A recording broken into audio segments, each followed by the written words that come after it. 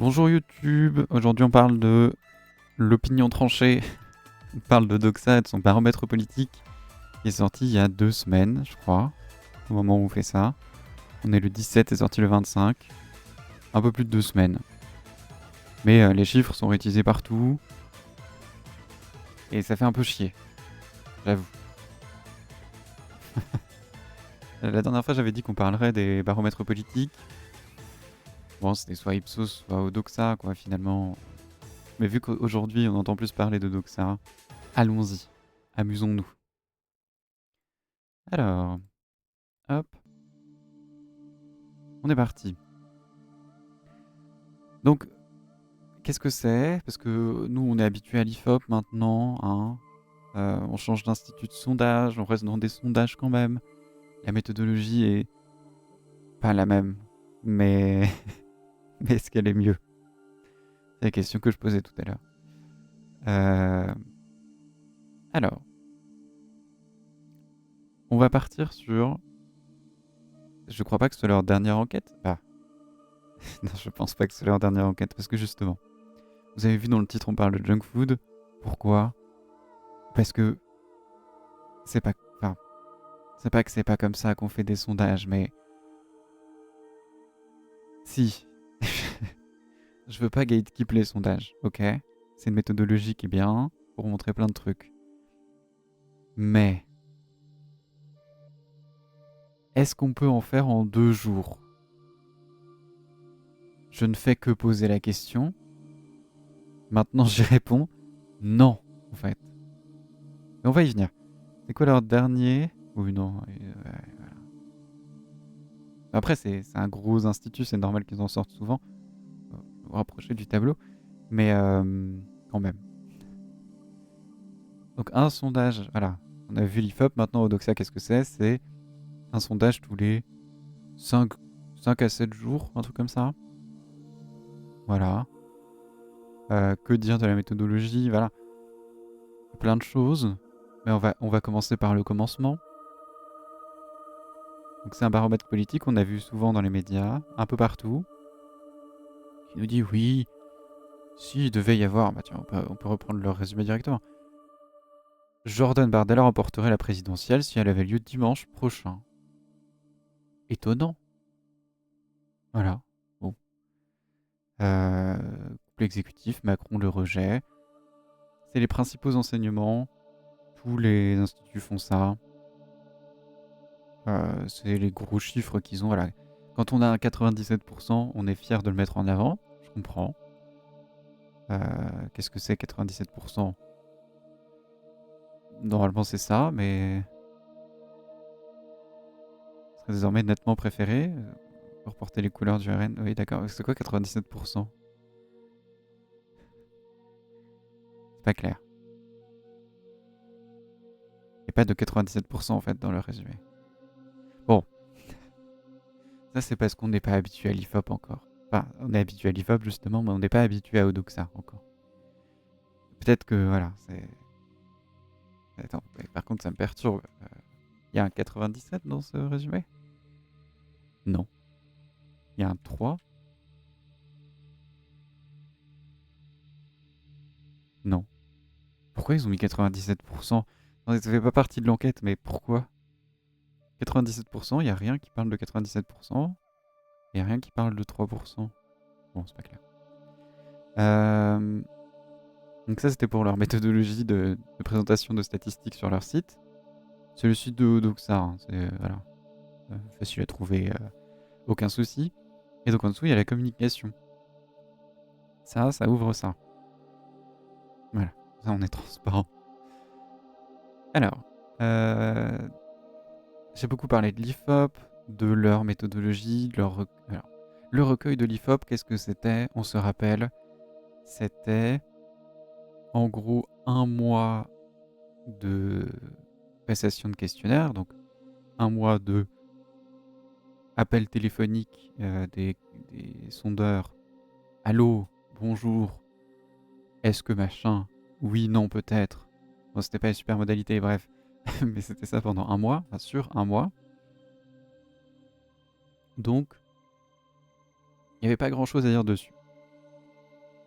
C'est-à-dire qu'un mois, normalement, on a le temps entre la première passation du questionnaire et la dernière sur 30 jours de revoir quelques questions du questionnaire qui ont été mal comprises régulièrement par les personnes interrogées, de remettre en cause une partie de sa méthodologie, en théorie, hein, qu'on soit d'accord. Après, est-ce qu'on le fait ou pas? Bah, ça dépend de sa volonté. Et on va le voir, mais ça dépend aussi de ses moyens hein, dans ce genre d'institut. Parce que c'est leur travail finalement. Mais ça charbonne, en tout cas. À l'IFOP, ça charbonnait déjà pas mal. Maintenant, au Doxa, ça charbonne de fou. Tous les 5 jours, une étude. Dans la statistique publique, on en rêve. On serait bien d'accord. De ne pas avoir besoin de passer 1 an à faire son étude. C'est beau.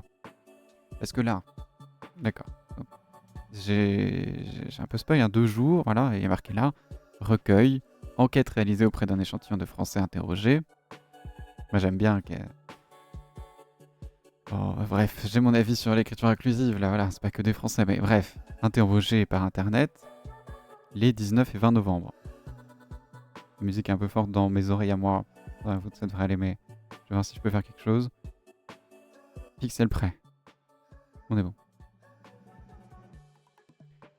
Et donc, enquête réalisée auprès d'un échantillon de Français interrogés par internet les 19 et 20 novembre. Donc, en 2 jours. Bon. Et il n'y a pas marqué comment, mais c'est... Ah si, il y a marqué comment en fait. C'est par internet. Donc, il n'y a pas d'échelle, ça dépend vraiment du matériau qu'on veut trouver, de la question qu'on va poser et de la population qu'on veut interroger.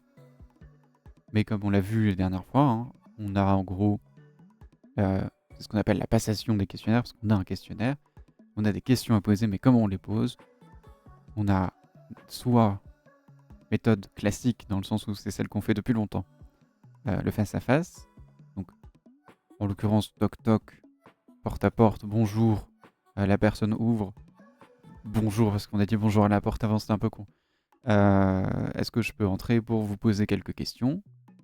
Méthode témoin de Jéhovah, hein, mais voilà. Mais en statistique, on a une autre méthode que les évangélistes. Bon, voilà. On va poser des questions, donc on a le sondeur en face de la personne interrogée, donc on peut capter beaucoup de choses. Parce qu'il y a le refus de répondre, mais comment il a refusé de répondre. Alors, on peut tout voir. Donc en général, pas mal, mais très compliqué à faire, et il y a quand même des biais. Est-ce que le sondeur va aller voir partout? Est-ce qu'il va éviter des quartiers sans le dire? Les sondeurs sont des êtres humains, et en plus ça dépend à quel point ils sont formés. Pareil, le sondeur c'est un scientifique, donc est-ce qu'on va tout lui dire dans les sujets les plus sensibles? On avait vu sur l'IFOP et l'islamisme que les sujets les plus extrêmes, quand on fait du face-à-face, c'est plus compliqué. Donc il y a toujours des biais, mais en tout cas en face-à-face, vu que ça fait longtemps, on les connaît. Voilà. Donc l'IFOP a fait le choix de passer sur des passations par téléphone, que Doxa a fait il y a un petit moment aussi, mais que maintenant ils ne le font plus.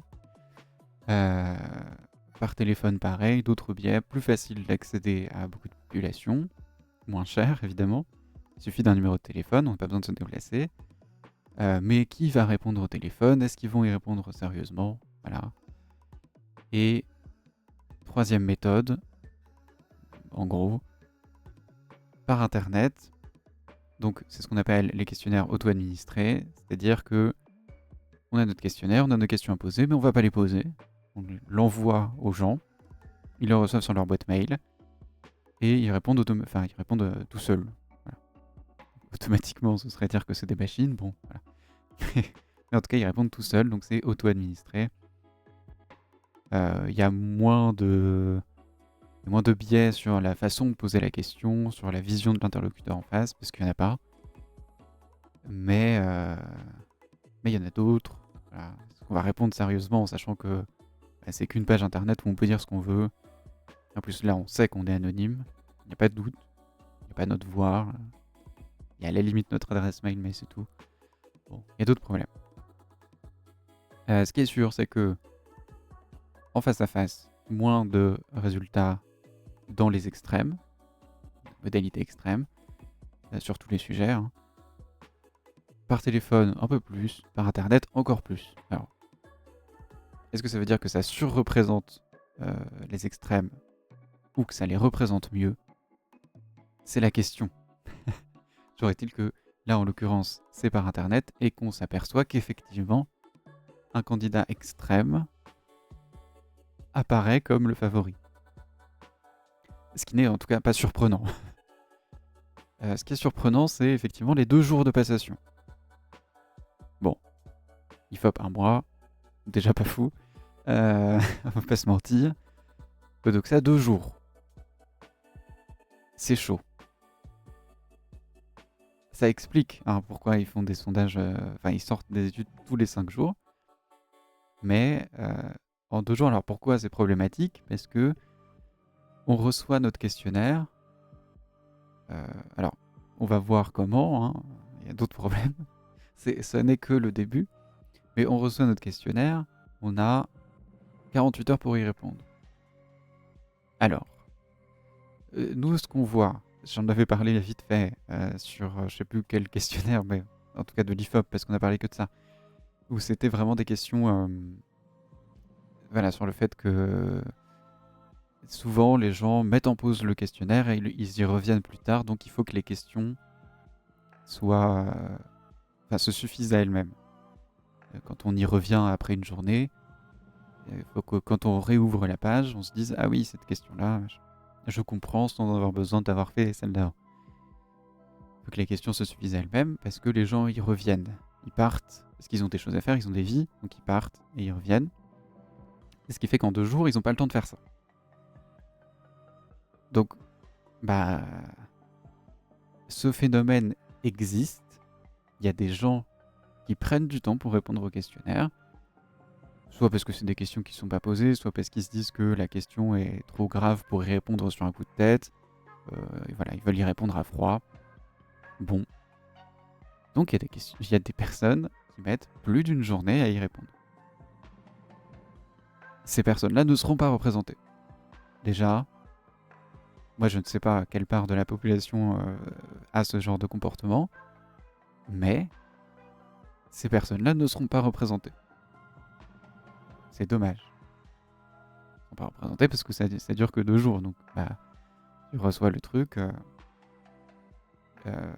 D'autant que, on y vient, mais 19 et 20 novembre, il y a un petit problème. C'est que, est-ce que Google va me le dire? Je ne sais pas. Pro tips, calendrier de novembre 2025. Comme ça, on est bien sur calendrier.fr, source calendrier.fr. 19 et 20 novembre, on est là. Petit problème, mercredi, jeudi. Déjà que 2 jours, c'est pas fou, mais 2 jours en semaine... Il y a plein de problèmes. Sans étonnement, il ne faut pas faire ça. Mais 2 jours en semaine, je sais même pas par où commencer.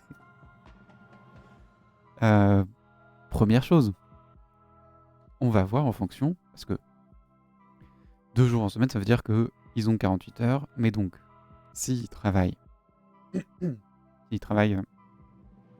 dans la forme de salariat la plus probable, c'est-à-dire, je ne sais pas, c'est-à-dire, en journée, quoi, ouais, globalement. 8h, 18h, voilà. Ça veut dire que le matin, ils vont pas répondre au questionnaire, c'est mort. Ils vont se préparer pour aller au boulot, ils vont au boulot. À 18h, bon. Allez. Bon, justement, les questionnaires de Doxa ont l'avantage, si c'est un avantage, d'être dédommagés. Les gens qui y répondent ont une forme de dédommagement monétaire. C'est vraiment pas grand-chose, mais c'est quelque chose. Et donc, voilà, c'est une petite motivation pour se dire, allez, ce soir, je vais le faire. Et donc, sur les 48 heures qui a marqué là, en vrai, il n'y a que 2 fois entre 18 et minuit, quoi. Et en sachant qu'il faut manger. Donc bon, vous voyez bien que, en gros, il y a 8 heures où les gens vont répondre sur les 2 jours. Ou alors, on peut aussi se dire que, voilà, ça dépend de la méthode des quotas qu'ils vont mettre après. Parce que si elle est très bien faite, et moi je ne vois pas comment parer à ce genre d'éventualité, mais on va voir. Échantillon de 1000 personnes représentatives de la population française. Classique. Soit dit en passant, j'avais vu mes 1000... il y en a qui considéraient que c'était pas beaucoup. Si, 1000 c'est bien. Et même, il y a des études qui montrent que plus, c'est pas nécessaire. Voilà. Le problème de la big data, on en parlera un jour. La représentativité de l'échantillon est assurée par la méthode des quotas appliquée aux variables suivantes. Sexe, bon, voilà, classique. On aurait tendance à dire genre aujourd'hui. Mais sexe, classique, c'est comme ça que c'est marqué. Âge, oui, voilà. Critère important de savoir, si tu veux savoir quelle est ta personnalité préférée, bah, ton âge va être déterminant. Et profession de l'interviewé après stratification par région et catégorie d'agglomération. Donc, quand tu déclares faire partie d'un département, on regarde dans ce département quelle part de profession il y a, catégorie socio-professionnelle en général, et on pondère. Voilà. Donc, normalement, c'est assez représentatif. Le problème, c'est que ça ne suffit pas. Voilà. Donc, on revient au-dessus. 19 et 20 novembre, on en était à notre situation où, voilà, il y a 8 heures par jour pour répondre, c'est pas beaucoup. Sauf pour les personnes qui ne travaillent pas. Mais ils prennent en compte la profession de l'interviewé, donc a priori, il n'y aura pas une surreprésentation de personnes sans emploi. Mais les chefs d'entreprise, c'est des gens qui ont des horaires assez variables. Je prends cet exemple-là parce que particulièrement chez eux, ils travaillent pas de 8 à 18, quoi.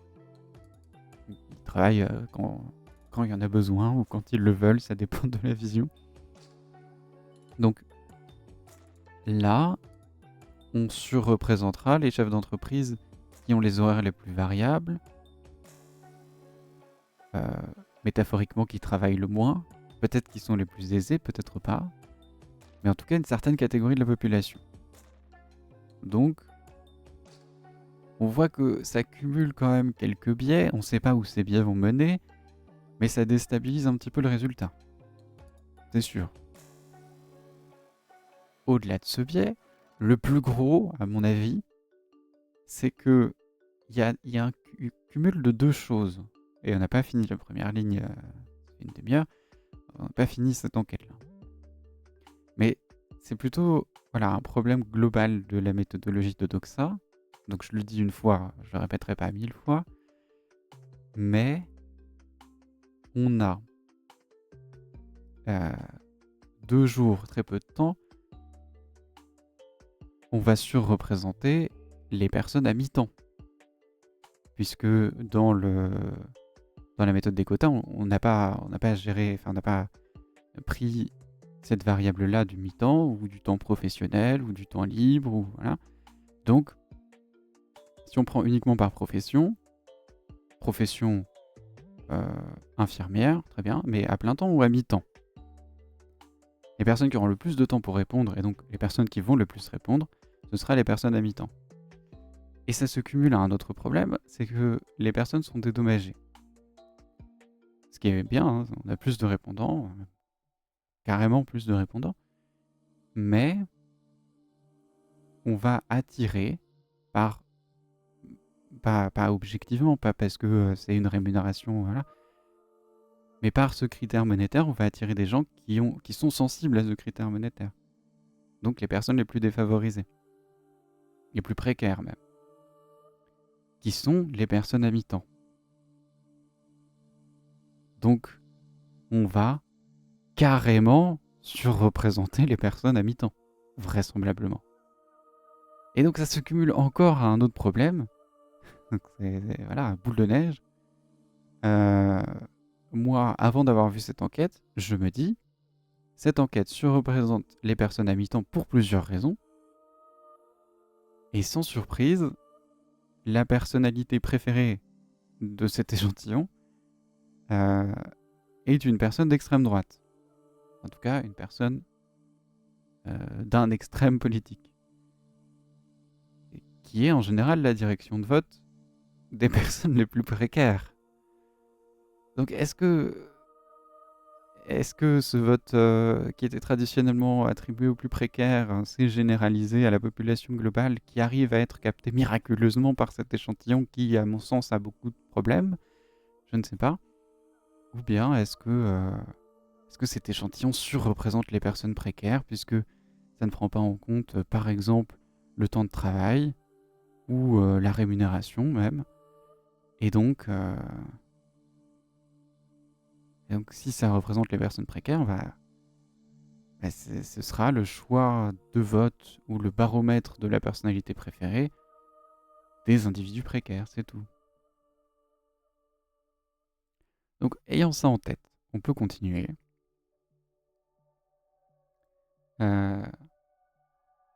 Ou alors pas. Ou est-ce qu'on fait déjà première parenthèse? Parce que j'avais gardé un petit truc de côté. C'est-à-dire que Screamer, pardon. En plus, c'est blanc. Screamer, mais j'avais vu une intervention de lui. Et qui c'est? C'est Gaël Slimane, président et cofondateur de Doxa. Parce que quand on s'attaque, non, on ne s'attaque pas. Quand on parle d'un nouvel institut, moi je veux savoir comment ils se défendent. Et alors, bon, voilà, c'est une communication parmi d'autres, mais il donnait des arguments. Voilà, il a travaillé à l'époque, donc il a une carrière assez respectable, débuté chez Ipsos en 95, travaillé pour IFOP, machin. Mais pourquoi je dis tout ça? Parce que il s'étonne de... Enfin, il s'étonne pas, mais il se réjouit du fait que les sondages aujourd'hui... voilà, je sais plus où est-ce qu'il le dit. Mais il se réjouit que les sondages aujourd'hui sont plus représentatifs que les sondages qu'il y avait à l'époque. Donc à l'époque, début des années 2000, voilà.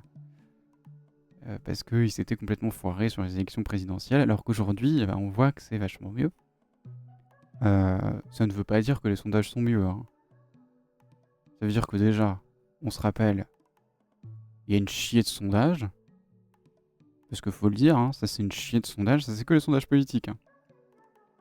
Donc je vais vous remettre là, mais 27, 25, 20, 13, 6, 30, 28, enfin il y en a plein par mois. J'aurais tendance à dire que si dans cette chier de sondage il y en a un ou deux qui passent, bon bah voilà, on peut dire que effectivement les sondages ont eu raison, mais pas tous. Et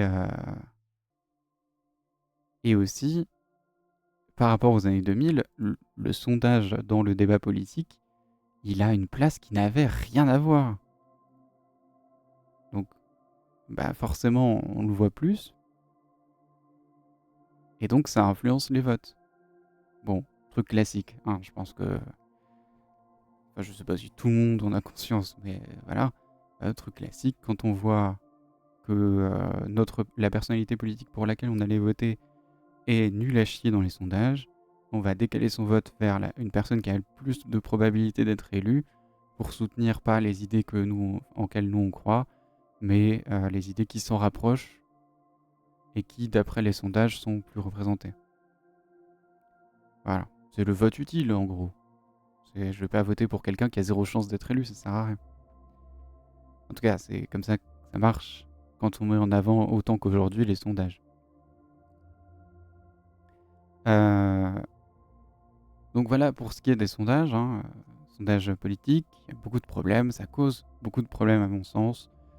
Et pour être honnête, euh, moi, mon positionnement sur ces sujets-là, c'est qu'il n'y a pas lieu d'avoir des sondages politiques. Bon, je suis pas la personne la plus neutre dessus, mais je trouve que ça fait plus de mal que de bien. Parce que ça fait surtout du bien aux extrêmes, justement. Enfin non, ça fait surtout du bien à l'extrême droite, en fait.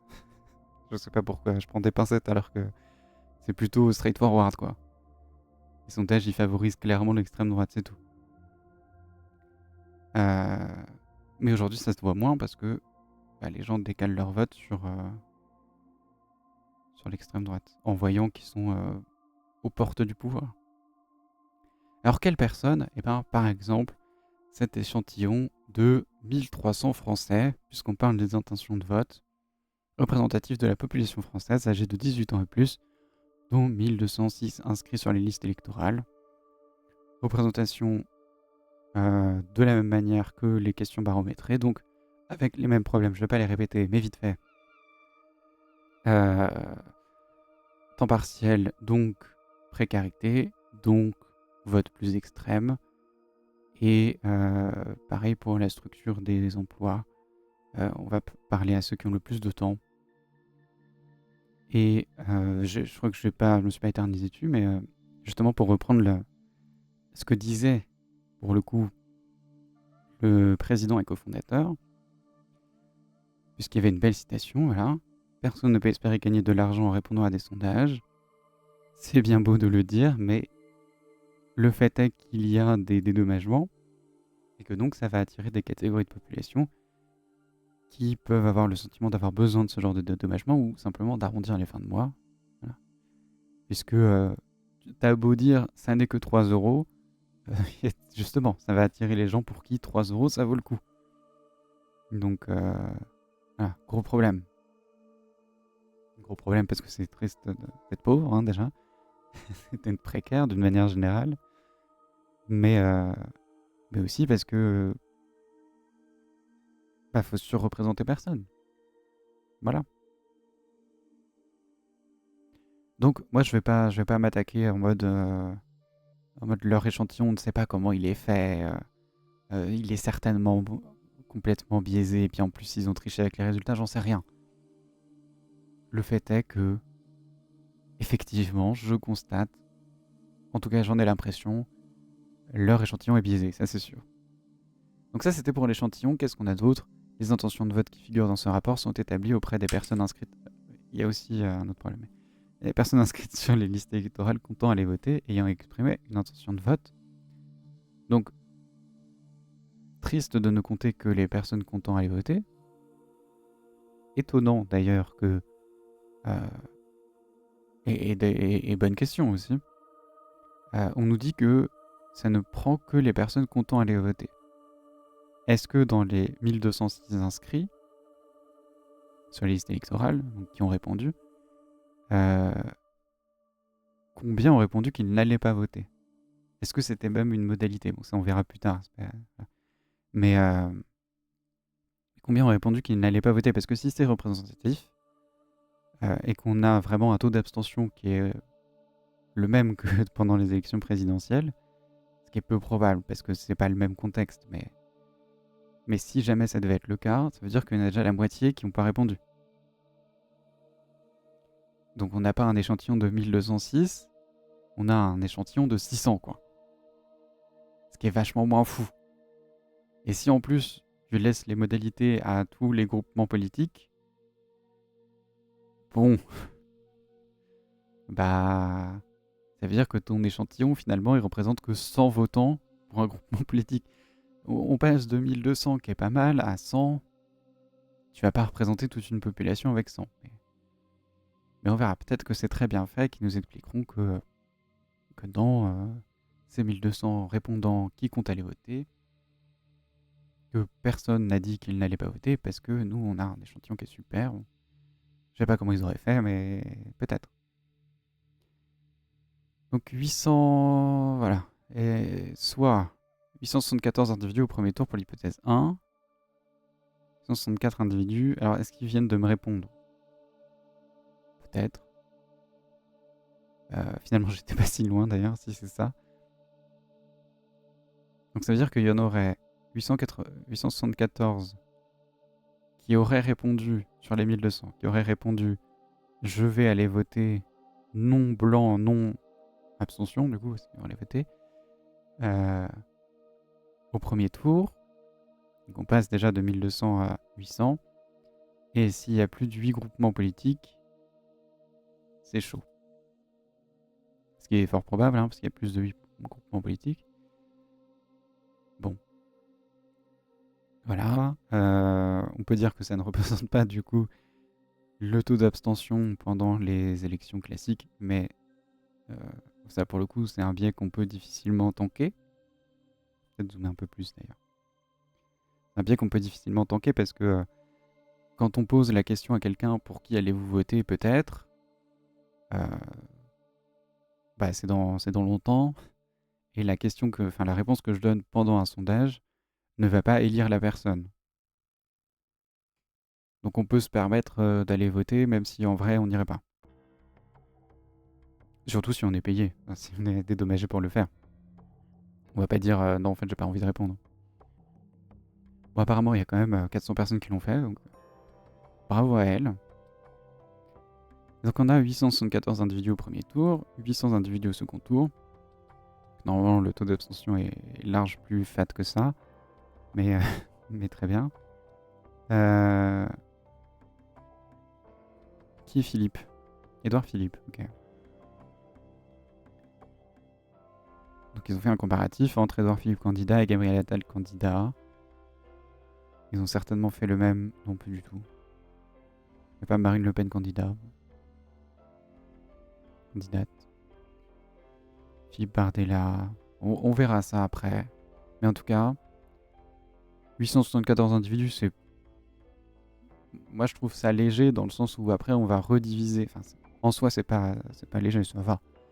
Mais si après on redivise en fonction des intentions de vote et qu'on refait une catégorisation, on va tomber dans des catégories qui auront 100 personnes, quoi. Faut voir ce qu'ils vont faire. La publication de ce sondage doit également s'accompagner des informations sur les marges d'erreur. Alors, il y a un autre problème sur les marges d'erreur, c'est que c'est super de les noter, mais c'est des marges d'erreur classiques, et j'imagine qu'il y a le tableau plus loin, là. En fait, oui, il y a des marges d'erreur, oui, elles sont équivalentes à ça, mais c'est plus compliqué, c'est un peu trop compliqué. Je saurais pas comment le synthétiser, mais... c'est pas si mécanique, voilà. Les sondages, on aimerait tous que ce soit si mécanique, c'est-à-dire exactement ce tableau. Si on a 800 personnes et que le pourcentage observé d'intention de vote, par exemple, est de 5 ou 95, donc dans les extrêmes, la marge d'erreur est de 1,5 points. Donc on ne sera pas à 5%, mais entre 3,5 et 6,5. Ce serait super, mais en vrai, non. C'est une moyenne parmi tous les biais que j'ai cités avant sur la plupart des enquêtes de sondage. Donc, c'est vrai, c'est une moyenne, mais au vu de la création, enfin au vu des problèmes qu'il y a déjà dans leur échantillon à eux,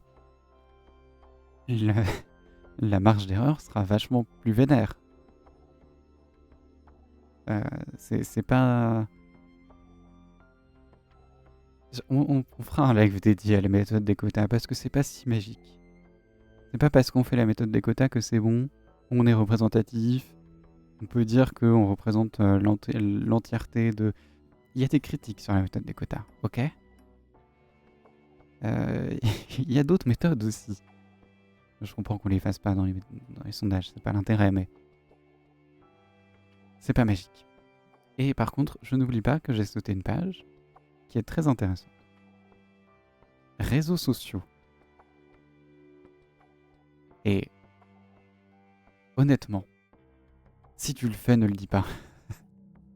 Ça ne va pas en ta faveur. Mais c'est bien, non, c'est super d'être honnête. Fais-le. Ça me donne des trucs à dire. Réseaux sociaux. De plus en plus de nos mesures par sondage. Non. Oh là là. Réseaux sociaux. En plus de nos mesures par sondage, nous ajoutons, grâce à notre partenaire Mascaret, nous venons de Dentsu Consulting, une analyse des commentaires et mentions sur les réseaux sociaux à propos des principales personnalités politiques. Alors, il y a deux choses qui sont drôles déjà. Quels réseaux sociaux? C'est terrible de faire ça. Parce que on a tendance à dire que les réseaux sociaux polarisent le débat, ce qui est vrai. Parce que des études, déjà, ne serait-ce que sur les mentions, justement. On parle surtout des... Enfin, on parle pas des personnes au centre, sauf pour les critiquer. Et on aime critiquer ou soutenir les personnes les plus extrêmes, mais pas que. Et justement, si on parle ou qu'on critique les personnes les plus extrêmes sur un peu tous les réseaux sociaux, on parle plutôt de la gauche sur Blue Sky et on parle plutôt de la droite sur Twitter. Donc, tu ne peux pas dire une analyse des commentaires et mentions sur les réseaux sociaux. Alors, tu peux le dire si tu as fait une enquête exhaustive de tous les réseaux sociaux, que tu as fait vraiment une enquête à grande échelle, plein de gens déployés sur Twitter, Blue Sky, tu as été jusqu'à Mastodonte où il n'y a pas grand monde. T'as été sur les petits réseaux sociaux, les fils Telegram, les serveurs Discord, t'as fait tous les réseaux sociaux. Ok, mais honnêtement, ça a duré 2 jours ton enquête. Les analyses, parce que je l'ai pas dit, c'est sorti le 25 novembre, si je l'ai dit. Mais j'ai pas fait le lire. C'est sorti le 25 novembre, la fin du questionnaire, c'était le 20. Il y a eu 5 jours de battement juste pour de l'analyse, et il y a eu 2 jours pour la passation. Donc même si tu cumules tout, et qu'on va dire que tu as mis 1 semaine pour préparer, en 2 semaines, tu ne peux pas faire une étude exhaustive de tous les réseaux sociaux. Tu peux difficilement faire une étude d'un seul réseau social. Sinon, tu vas juste chercher les dernières mentions et les top commentaires, quoi. Donc non. Et en plus, chaque réseau social a un moyen différent. En 2 semaines, tu peux pas aller questionner les serveurs Discord, tu peux pas te faire inviter partout. Sur Reddit, c'est mort. Donc non. Quels réseaux sociaux? Comment? Sur quelle période d'ailleurs? Parce que moi j'estime que voilà, ils ont mis 2 semaines. Mais s'ils me disent on a mis 1 mois pour cette étude-là, bah très bien. Mais ça m'étonnerait parce que 1 mois pour chaque enquête, tu n'as pas fini. Vu que t'en sors tous les 5 jours, mais quand même. Et donc, on se représente surtout l'extrême droite, honnêtement. Et en plus, j'imagine qu'ils l'ont fait sur Twitter. Je n'en sais rien, mais j'imagine qu'ils l'ont fait sur Twitter. Parce que je sais même pas si Odo que ça a un compte Blue Sky. Donc s'ils ont fait le truc et que cette analyse supplémentaire nous permet d'apporter un éclairage qualitatif. Alors je ne sais pas comment cette enquête te donne un éclairage qualitatif. Des résultats observés sur dans tes données quantitatives. Comment tu fais pour un éclairage qualitatif? Alors qualitatif, ça s'oppose au quantitatif. C'est-à-dire qu'on va aller chercher... C'est pas une machine qui va compiler le nombre de personnes qui ont choisi cette modalité et donc on sort un chiffre.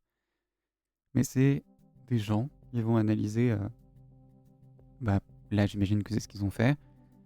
S'il y a un message qui dit Nick Bardella, ou je baise la mère de Bardella, et les gens vont se dire c'est un message qui montre que les gens, cette personne n'aime pas Bardella, et donc ils vont le noter comme ça.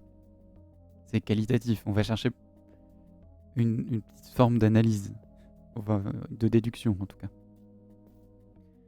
Là où quantitatif, c'est juste tant de personnes ont répondu ça. Point. Un chiffre. Donc c'est pas la même chose, c'est toujours bien de croiser les deux. C'est-à-dire que en général en socio c'est ce qu'on fait, on fait une étude, on fait une première enquête, puis une étude quantitative. Les gens vont répondre ça, puis on revient sur le terrain en demandant pourquoi vous avez répondu ça. ou pensez-vous que ça, et on voit que c'est déjà représentatif. Enfin bref. Mais c'est justement, c'est des études qui prennent 1 an, pas 2 jours. Donc, très bien. Enfin non, pas très bien justement. Un éclairage qualitatif, je ne sais pas comment. Des résultats observés sur nos données quantitatives. Donc là, j'imagine que c'est juste sur nos données quantitatives, sur notre échantillon qui surreprésente les précaires, et voilà, les personnes à mi-temps, enfin, personnes qui sont déjà en difficulté et dont le vote va se porter sur l'extrême droite. Et ben on a observé que les votes étonnamment se portaient vers l'extrême droite, que Bardella était personnalité préférée, et puis on a été sur Twitter, qui surreprésente l'extrême droite, et on a vu qu'effectivement, et ben, les gens aimaient bien Bardella. Bah, oui, mais bon, tu comprends bien que t'as un problème. Bon. Mais encore une fois, c'est des problèmes de méthodologie, je vais pas dire qu'ils sont bêtes, ils l'ont peut-être remarqué, mais peut-être ils ont pas les moyens d'y... Enfin, parce que ça paraît plutôt évident quand je le dis comme ça. Et je dois pas être le seul à le dire, donc il y a peut-être des raisons qui font qu'ils changent pas. Et c'est peut-être dû au fait que c'est leur travail, techniquement, de répondre à... Et d'ailleurs, c'est l'hypothèse de certains sociologues, mais c'est leur travail. Ils sont payés pour répondre aux questions des personnes qui leur demandent de poser les questions. Ils ont des commanditaires. Et donc, je comprends. Enfin, ça peut faire bien de mettre réseaux sociaux. On a croisé... Enfin, on a fait un éclairage qualitatif de données quantitatives, ça fait toujours bien. Mais vraiment, quand on va chercher juste un petit peu plus loin, ça tient pas. Bon. Il y a autre chose. Je ne sais pas si vous l'avez remarqué. L'avez-vous vu? Passe en mode Dora l'exploratrice. As-tu vu quel autre problème pose cette analyse des réseaux sociaux? Eh bien, revenons à la temporalité. Voilà. Pourquoi il y a Spider-Dance? Ça va pas. Pardon, c'était pas Spider-Dance. J'ai plus ma musique qui boucle. Voilà. Donc quel autre problème ça pose? Il y a un problème évident qui vraiment pour moi c'est un red flag. Enfin, tu ne peux pas sortir une enquête alors qu'il se passe ça.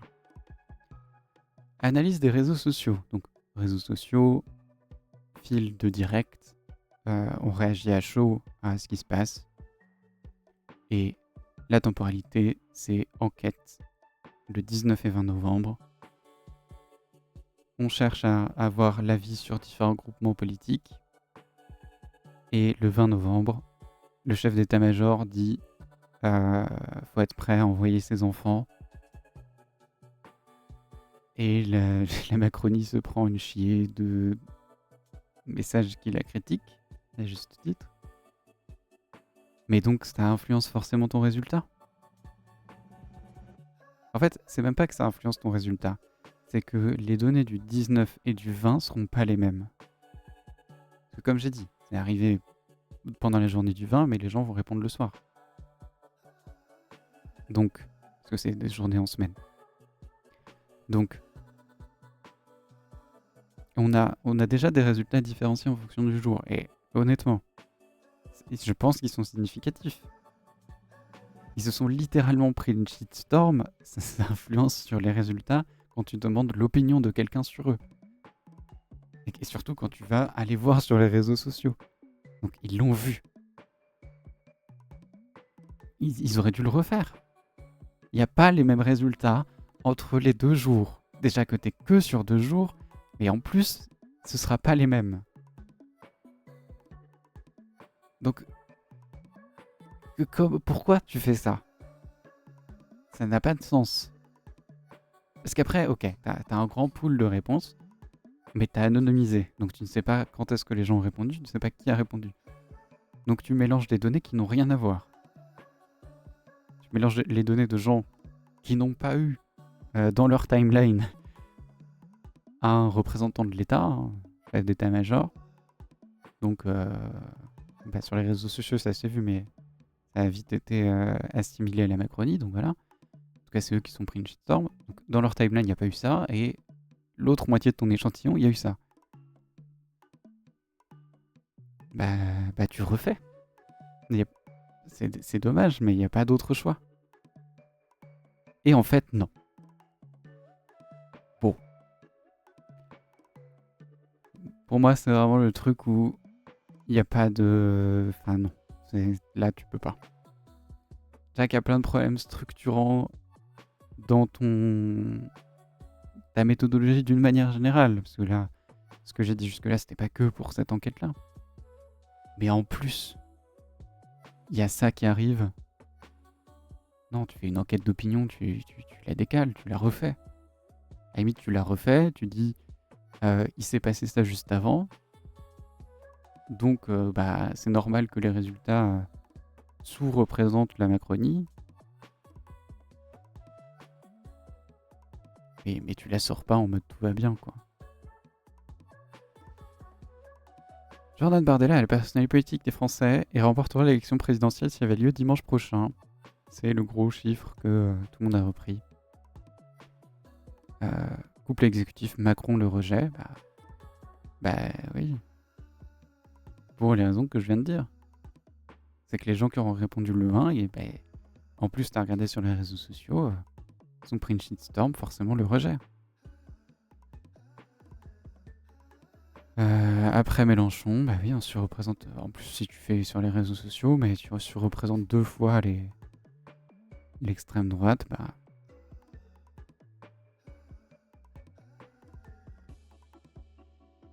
Palmarès des personnalités. En plus, vraiment, la méthode, ça me saoule. La méthode sur les réseaux sociaux, je vais pas y revenir, mais elle est super sensible. Il y a plein de débats sur comment la mener, machin. Et tu te permets de faire un paragraphe de 4 lignes. Moi, ça me touche parce que je l'ai fait et je pouvais pas me permettre de faire un paragraphe de 4 lignes et toi, t'es payé et tu le fais. Oh là là. Jordan Bardella, ça, j'ai plus de... Ouais, tu sais quoi, je m'en prends de ce que tu dis, voilà. Moi, je veux... Ah, c'est quoi ta question? Diriez-vous qu'Emmanuel Macron est un bon président de la République? Oui, plus 1 point. Par rapport à... au mois dernier. Ok. Pourquoi, du coup? Parce que t'as croisé avec des données qualitatives. Pourquoi? Est-ce que tu le dis dans ton truc au-dessus? J'ai plus de patience avec eux. Le rejet, voilà. Bah du coup non, parce qu'il a gagné 1 point. Bon, le rejet, ok. 15 points séparent désormais le président du Premier ministre. Deuxième personnalité politique la plus réprouvée, ok. Oui, d'accord, mais du coup, t'as fait... Alors, vraiment, t'as fait une analyse des réseaux sociaux. Donc déjà, tu me fais chier avec tes 4 lignes. Ça ne suffit pas, 4 lignes. Mais en plus, tu fais une analyse qualitative des résultats. Et en fait, il n'y a pas d'analyse qualitative. Donc, tu as été sur les réseaux sociaux pour te conforter dans ce que tu pensais. Et t'en fais rien. C'est ça? Pourquoi tu fais des paragraphes? Dans un environnement déjà saturé de contenu sur la Russie, c'est plus la même chose. Mais moi, je veux juste qu'il fasse une analyse qualitative. Pic massive. Engagement, mention négative. Ah oui, bah voilà, bah ils en parlent. Lu comme une alerte stratégique, le discours perçu comme un appel au sacrifice est rejeté. Bah oui, non mais d'accord, alors c'est très bien, mais justement, du coup tu annules ton enquête. Tu sais, tu l'as observé et t'as laissé des résultats différents en fonction des 2 jours. C'est honteux. Puis le rejet alors qu'il gagne 1 point et tu l'as pas dit, mais... J'avoue que machin est un bon président de la République. C'est quoi? C'est non et oui? Pourquoi tu fais non et oui? Quoi? Mais ok. En fait, c'est juste là maintenant je deviens chiant, mais pour les taux d'approbation comme ça, en fait si tu fais une infographie, tu mets toutes les modalités. Donc non, Enfin, soit tu mets que oui parce que c'est ce qui t'intéresse et que tu te dis que les autres, bah non. Ou alors t'es honnête et tu mets toutes les modalités parce que tu te dis il y a oui, non et ne réponds pas. Mais dans ce cas, tu mets les ne réponds pas. Tu fais, enfin, c'est bizarre de faire ça. Mais bon.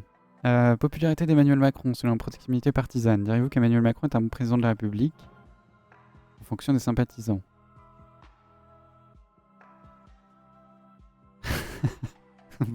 Bonjour Scalar, c'est pas la peine d'arriver avec une insulte en fait. Donc t'inquiète. Non, là ils m'ont déjà saoulé. Ils m'ont déjà saoulé au bout d'une heure. Oui, ça va. Mais non, mais je viens de parler de Laurent Carr. Et j'y reviendrai parce y a rien qui va. Et là, on est sur Odoxa, on est plus sur IFOP, attention. Mais Laurent Carr, réseaux sociaux en 4 lignes, là, il m'a achevé. Et c'est que le début, c'était même pas le premier résultat. Popularité d'Emmanuel Macron, proximité, oui, on était là. Truc de fou, sympathisants Renaissance, ils sont plutôt pour. En fait, moi j'avais espoir parce que ils ont dit il y avait une analyse qualitative. Donc ça veut dire qu'ils allaient expliquer, genre, pourquoi les sympathisants LFI n'aiment pas Macron. Est-ce qu'il y a même une analyse de. Ah, des arguments? Même du terme qui revient le plus dans les critiques de Macron. J'avoue que Sébastien Lecornu est un bon Premier ministre. Oui. Il a gagné 6 points par rapport au mois dernier. Ok. Mais en fait, je comprends pas. Je comprends vraiment pas. Et je pense que j'ai un problème avec les sondages politiques. Et alors? Je pense que c'est mon point de vue de sociaux, mais et alors? Diriez-vous que Sébastien Lecornu est un bon Premier ministre? Oui, à 36%. Et alors? Qu'est-ce que t'en fais de ce chiffre? Tu vas juste le donner à la personne qui a commandité l'enquête et au reste de la presse?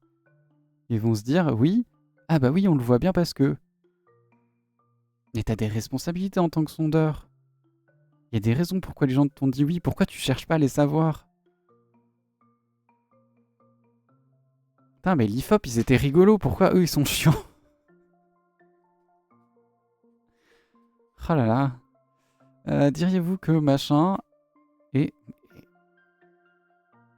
Mais je vais pouvoir refaire un short sur leur écriture inclusive aussi. Diriez-vous que machin est un ou une bonne Premier ministre?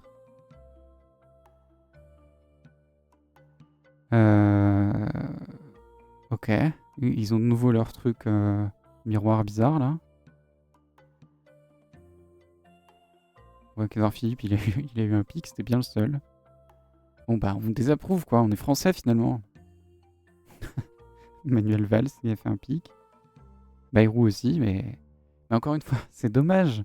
T'es censé éclairer l'avis des gens sur les politiques en cours, les personnalités politiques. Là, t'avais une analyse simple à faire. Bayrou, il était pas aimé parce que Bétarame. Pourquoi ils vont pas au bout Je sais bien qu'ils ont que 5 jours pour faire l'analyse, mais quand même.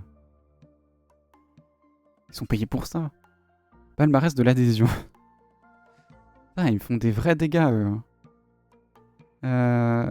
Pour chacune des personnalités politiques suivantes, dites-nous si vous les soutenez, si vous éprouvez de la sympathie pour elle, si vous ressentez de l'indifférence à son égard ou si vous la rejetez. D'accord. Adhésion. 39, c'est quoi? Attends. Ok. Vous la soutenez, c'est en vert foncé. Sympathie, vert clair. Et donc le reste, c'est le rejet. Non, mais vraiment, dans tes infographies, mets toutes les, mets toutes les modalités. Ok. Parce que là, on voit aussi que Bardella, il est à 25, mais celui qui a un des moins haut taux de sympathie. Donc il polarise, quoi. Ok. Bon, encore une fois, et alors, hein pourquoi les gens aiment bien ces personnalités-là? Tant pis, on n'a jamais la réponse. On va devoir le deviner nous-mêmes. Très bien. Catherine Vautrin, elle est tout en bas. On sait pas pourquoi, mais... mais ok.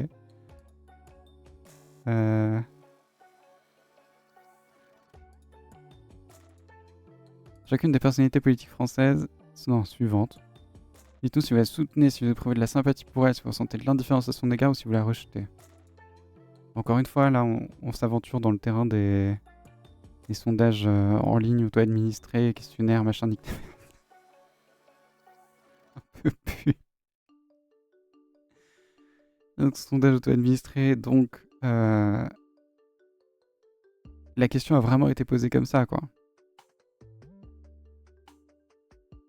C'était pas une critique, forcément, mais c'est vrai que... Bon. T'as pas vraiment besoin de ça, je sais pas. Bref, tu mets juste les modalités, quoi. Sympathisant de gauche. Dont... Alors, faut faire gaffe au regroupement que tu fais, mais là, ça a l'air d'aller. Dont Lutte ouvrière, NPA, la France Insoumise, le PCF, le Parti Socialiste et les écologistes. Bah, si tu rejettes tout le monde, si ils t'ont interrogé... Enfin, non, parce que t'es pas inscrit sur... Ah, puis il y a d'autres problèmes aussi avec leur inscription, là. J'en ai pas parlé. Mais ils t'ont interrogé parce qu'il y a 1200 inscrits et 800 individus qui ont répondu. Donc il y en a 400 qui ont dit nique ta mère, en fait, je vais pas voter. Mais on les voit pas. Ils ont juste exclu. En même temps, qui est-ce que ça intéresse voilà. Les gens qui vont pas voter. C'est une partie minoritaire des Français, non? Pas du tout. Mais apparemment, ils sont pas intéressants. Sympathisants de gauche. Donc ils ont mis le Parti Socialiste. On va rien dire dessus. Ah oui, c'est ça, seulement 40%. C'est pas comme s'ils auraient gagné les élections présidentielles. Oui. Sympathisants de droite et du centre. Renaissance Modem, UDI, Républicain. Bon, après, j'ai pas d'avis sur les catégorisations qu'ils font. Parce que c'est ça, hein, c'est des catégorisations. C'est toi, tu es de gauche et toi, tu es de droite. En vrai, tu peux le faire en fonction de leur déclaration. Après, ça, c'est bizarre quand même. Parce que t'as regroupé... Ah ouais, si, quand même, il y a des trucs. T'as regroupé la gauche en plein de trucs. Donc des gens qui ont des... Voilà, entre le Parti Socialiste et le NPA. Bon, c'est vrai qu'on voit pas trop. Mais il y a ça, hein. Il y a le Parti Socialiste et le NPA dans le même groupe. Je pense qu'ils n'ont pas les mêmes idées. Il y a la droite et le centre. Bon, je pense qu'ils ont les mêmes idées aujourd'hui, mais c'est peut-être un avis aussi.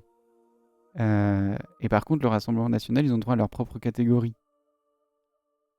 C'est bizarre quand même. Ça veut dire que dans tes modalités, ou alors c'est juste dans ce que les gens ont répondu, mais c'est peu probable parce que c'est auto-administré. Donc t'as mis une liste et t'as dit est-ce que vous les aimez bien. Donc dans ta liste, il y avait vachement plus de personnalités d'extrême droite que du reste. Par contre, ils ont été honnêtes, ils ont mis Bruno Retailleau en sympathisant du Rassemblement National. Ils auraient pu le mettre LR, mais il est bien là, on est bien d'accord. Mais du coup, pourquoi avoir surreprésenté les sympathisants du Rassemblement National dans ton échantillon qui surreprésente la précarité, qui du coup surreprésente les votants du Rassemblement National, et après de t'étonner que, d'après ton enquête, Bardella, il est personnalité favorite français. Nick, en fait. Palmarès du rejet.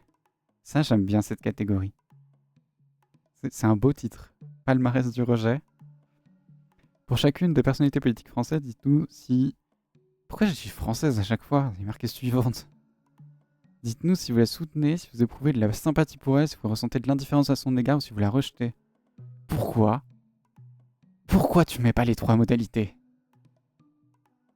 Est-ce que tu cherches à ce que je te pète la gueule? Ok, Jean-Luc Mélenchon, il est le plus rejeté. Puis Emmanuel Macron. J'interrogeais des végétariens, ils sont largement majoritaires contre la consommation de viande. Et c'est exactement les problèmes que j'ai dit au début, enfin c'est ça. C'est... Et en plus, ils ont l'encart réseaux sociaux, et je vais pas y revenir, parce que ça suffit. Mais ils ont cet encart-là qui dit on a été voir sur les réseaux sociaux pour compléter nos résultats, et on s'est dit oh, c'est bizarre, les gens ils aiment bien l'extrême droite sur les réseaux sociaux dont on n'a pas cité le nom, mais qui est certainement Twitter. Oui, non mais t'inquiète. Je t'ai fait un résumé très direct. Jean-Luc Mélenchon. Eh ben, les gens sur Twitter l'aiment pas, voilà. Moi, c'est ce que je comprends de leur tableau.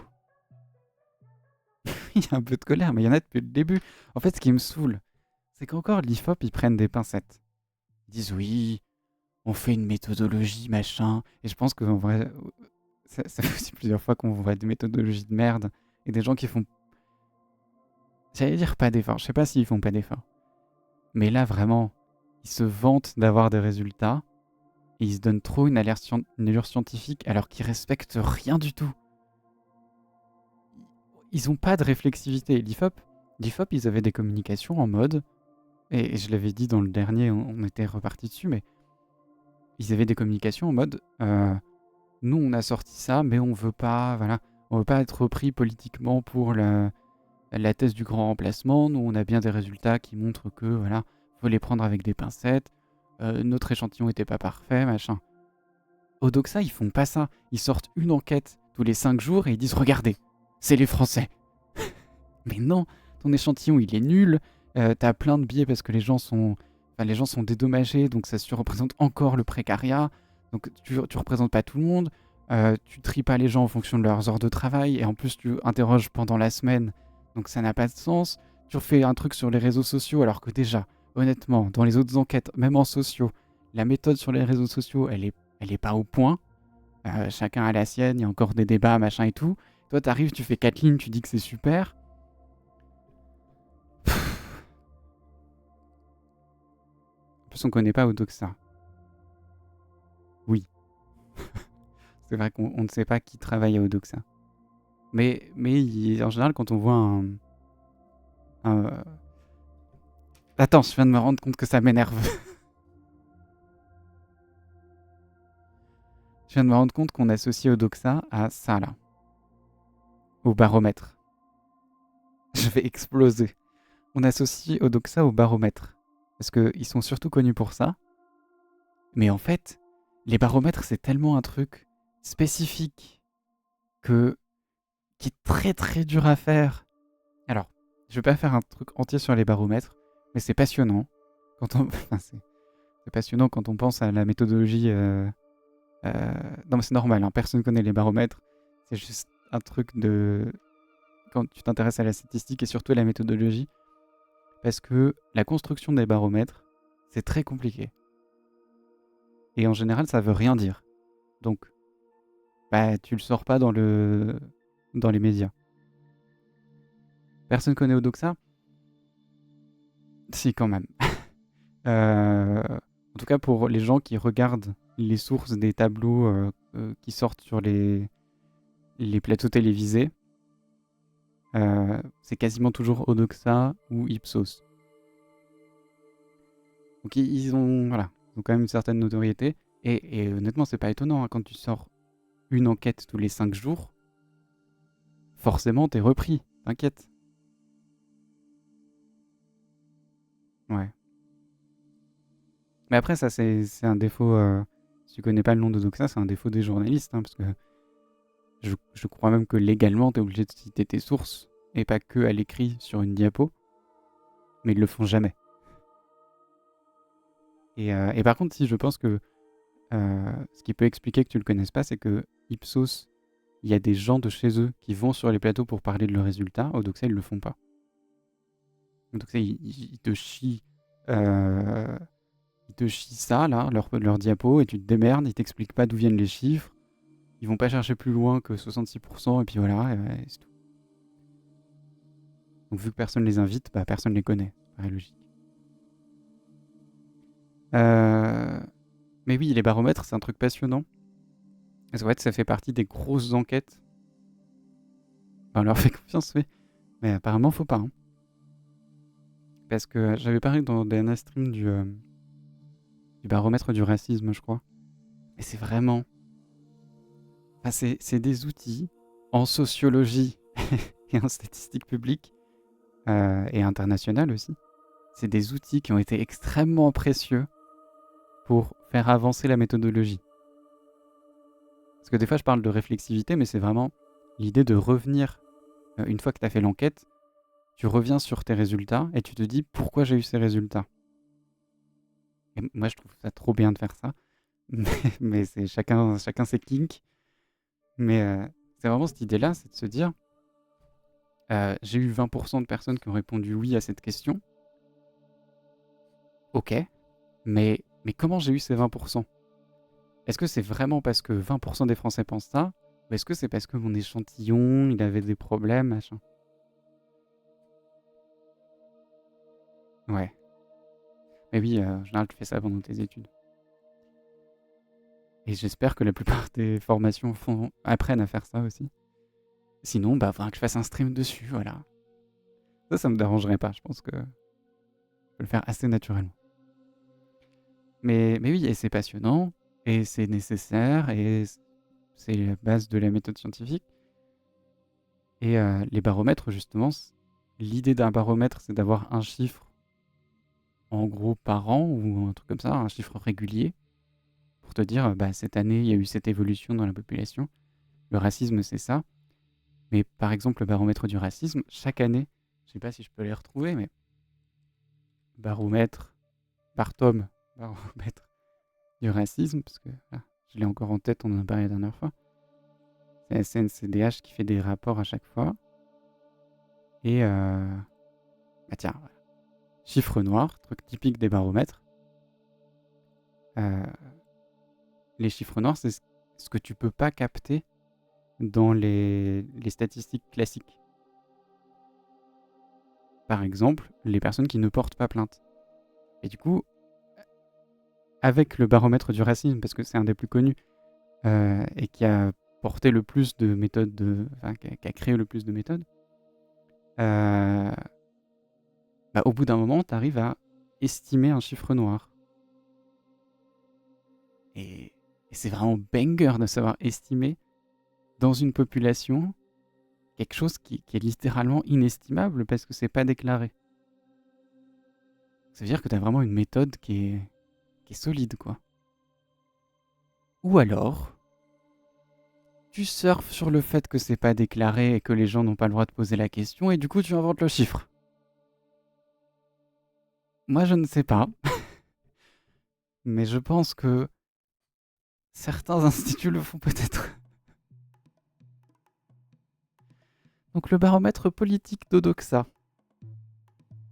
Plus simple et moins classe, et moins cher et je peux le sortir tous les 5 jours aussi. Alors, le baromètre politique c'est tous les mois. Donc voilà, on a ça. Donc il n'y a qu'une seule modalité, on va se faire foutre, on sait pas pourquoi les gens rejettent. Il n'y a pas l'argument principal. Bon. Parce que en vrai, moi ça me désespère. Je me suis dit, analyse des réseaux sociaux. Bon, dans la méthodologie à 4 lignes, ça va rien valoir, mais tu le mets. Donc tu te dis, pourquoi allez, tu te dis, j'ai analysé que Twitter.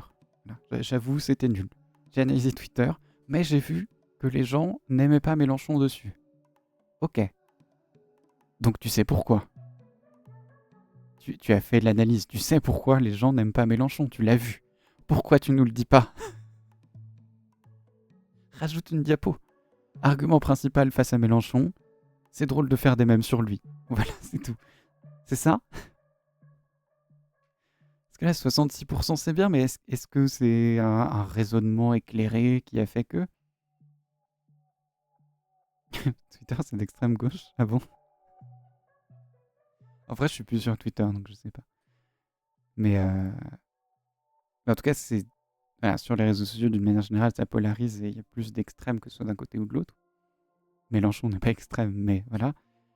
Mais du coup, c'est sûr qu'il y a plus d'extrême droite. Mais oui, voilà. Mais donc, les gens, ils disent plein de merde. Si... Et c'est vrai, moi, j'en ai l'impression, Mélenchon et Emmanuel Macron, ils sont parmi les personnes les plus détestées, les plus rejetées en tout cas. Mais c'est aussi les personnes sur lesquelles il y a le plus de mèmes, en fait. Est-ce que c'était ça ton argument quand t'as fait ton analyse sur les réseaux sociaux, Doxa? Tu as vu des mèmes dénigrants et tu t'es dit ils les détestent? Parce que si c'est ça, on pourrait avoir une petite discussion sur la culture d'Internet. Et tu pourrais être un peu plus clair aussi. Mais bon. Sans Laurent Wauquiez, il mérite d'être à 90. Allez, c'est dit. Intention de vote, c'était gratuit. Quelle personnalité politique ferait de bons candidats pour leur camp à l'élection présidentielle? Moi, je pense que Jordan Bardella, il est... Voilà. Hein, parce que, étonnamment, quand on fait une étude sur les réseaux sociaux, et Bardella, il est devant Le Pen.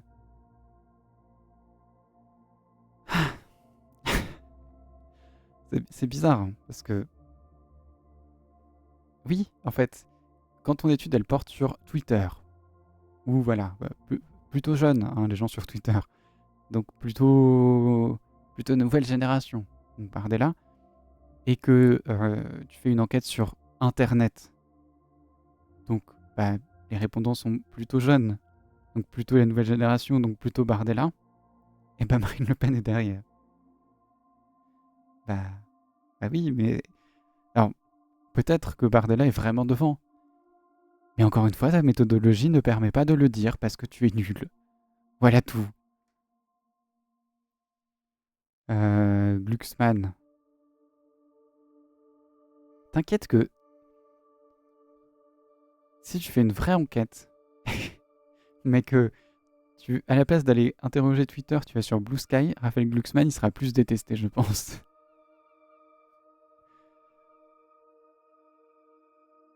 Olivier Faure aussi.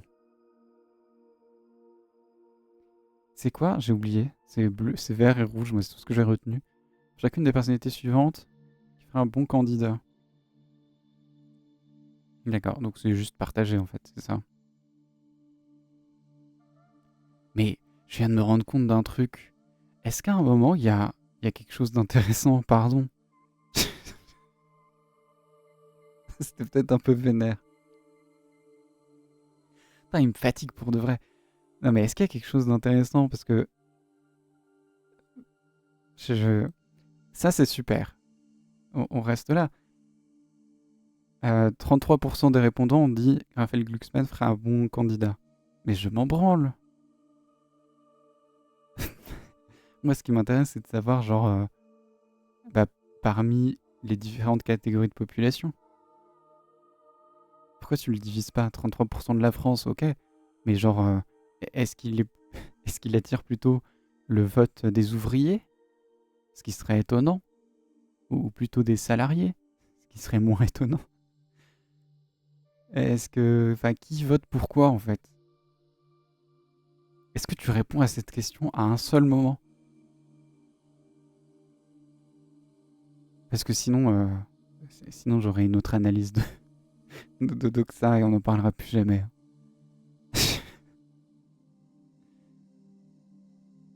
Nathalie Arthaud.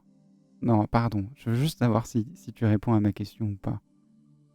Jordan Bardella. Et arrêtez de surreprésenter Jordan Bardella. Tu sais quoi? Vas-y. Ça fait 3 fois que je vois sa tête. Sinon, alors, moi à la base, avant de voir tous les trucs, genre Jordan Bardella, personnalité politique préférée des Français, machin et tout, et du coup je me suis dit, il faut quand même qu'on en parle parce que ça me paraît étonnant. Et effectivement, ça me paraît toujours étonnant. avant de voir ça, je me suis dit, on va parler d'Ipsos. Parce que Ipsos, c'est plus délicat. Il y a des trucs bien, et pareil, ils ont fait avancer un petit peu la méthodologie sur ces enquêtes-là. Donc je me suis dit, allez, je pourrais aller fouiller, voir ce qu'ils ont sorti récemment, prendre une bien et une moins bien. Ça, on peut comparer.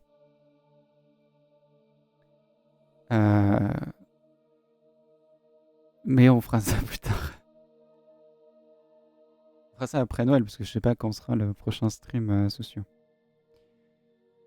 Mais je ne doute pas qu'il y aura des bangers sortis d'ici là et que finalement on fera autre chose. Intention de vote, machin. Oui, alors, questionnaire auto-administré. Donc, il y avait un grand questionnement. Je vais me remettre là. Il y avait un grand questionnement sur Ipsos. Non. Il y avait un grand questionnement sur l'IFOP dont j'ai jamais pu trouver la réponse nulle part. C'est que, est-ce que les questions qui sont posées au-dessus font partie d'un guide d'entretien? On en avait parlé aussi. Donc, est-ce que il y avait vraiment le sondeur par téléphone qui avait une liste de questions et qui les posait? Ou est-ce qu'il y avait des questions qui apparaissaient naturellement? Ça peut arriver, surtout quand les gens sont bien formés. C'est-à-dire que quand on discute par téléphone, on peut se rendre compte qu'il y a beaucoup de gens, quand on leur demande par exemple, c'est probable, mais j'en sais rien, quand on leur demande est-ce que vous voteriez pour Jordan Bardella, bah, peut-être que la plupart des gens qui vont dire oui, ils vont avoir une justification après, en mode oui, mais pour des critères économiques. Je pense qu'il ne le dirait pas dans ces termes-là, mais il dirait pour des critères économiques, et donc, question qui vient naturellement et qui s'est imposée dans la plupart des cas, quels critères économiques? Et donc tu crées sur ta diapo une nouvelle question qui n'était pas là a priori dans le guide d'entretien. Pour quelles raisons voteriez-vous pour Jordan Bardella? Voilà. Ça, c'est une bonne méthodologie. Est-ce que l'IFOP le faisait? Parce que des fois, il surreprésentait certains camps ou d'autres. J'ai jamais pu trouver de guide d'entretien de l'IFOP, donc pour l'instant, j'en sais rien. Mais là, je serais impitoyable. C'est un questionnaire par Internet. Donc il n'y a pas de questions qui apparaissent naturellement. Donc quand je vois hypothèse numéro 1 sur 4, en sachant que les 4 hypothèses, c'est si jamais il y a Jordan Bardella en face. Pourquoi, arbitrairement, tu as décidé de mettre 4 fois Jordan Bardella? Est-ce que tu t'es dit, moi je pense que les personnes que je vais interroger ont envie de voir sa gueule 4 fois, et en ayant fait ça, comment tu as pu t'étonner que dans ton sondage, les gens parlent souvent de Jordan Bardella? Rien ne va du début à la fin. Je pensais pas que c'était pire que l'IFOP. Mais en fait, je pense que là où ça m'énerve plus, c'est que, par exemple, dans l'avant-dernier truc de l'IFOP, où c'était vraiment fait par un stagiaire qui savait pas comment poser les questions, t'as le côté amateur qui est un peu mignon. Mais là, non. Là, il se donne trop un air professionnel alors que, encore dans les questions, ça va. Mais dans la méthodologie, pouah.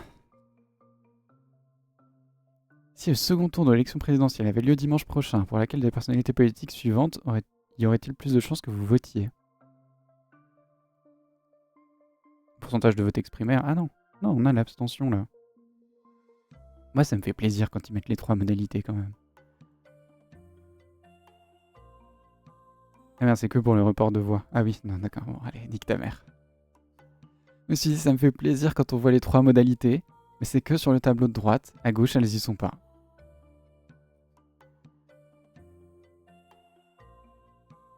Ah si, elle est là. Ah oui, mais alors là, faut faire des maths, faut faire un produit en croix. N'ont pas exprimé d'intention de vote, 29%. Donc ça veut dire que...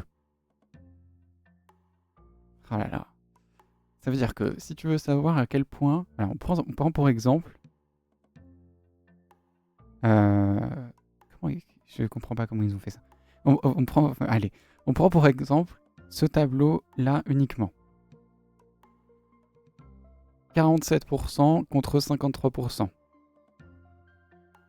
Ça veut dire que il n'y a pas 47% de l'échantillon qui a voté pour, mais bien 47% des personnes inscrites sur les listes électorales de l'échantillon.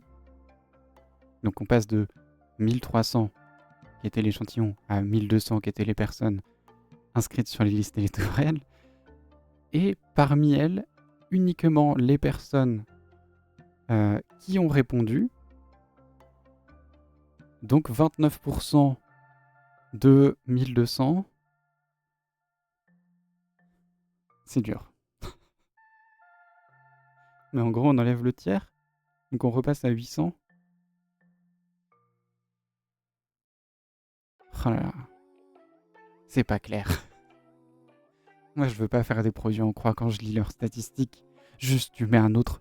Dans ton camembert, tu mets 3 modalités parce que la question, elle avait 3 modalités. Et t'es honnête. Parce que je ne sais pas combien de personnes ont dit 47%. C'est chiant à calculer. Alors qu'en plus, à droite, tu le fais bien. Donc, report de voix selon les intentions de vote au premier tour. Putain, mais du coup, je sais pas, moi, combien de gens il y a dans ces 7%. Je ne peux pas lire cette statistique. En fait, là, je sais que sur les 47, il y a... Attends, c'est quoi ?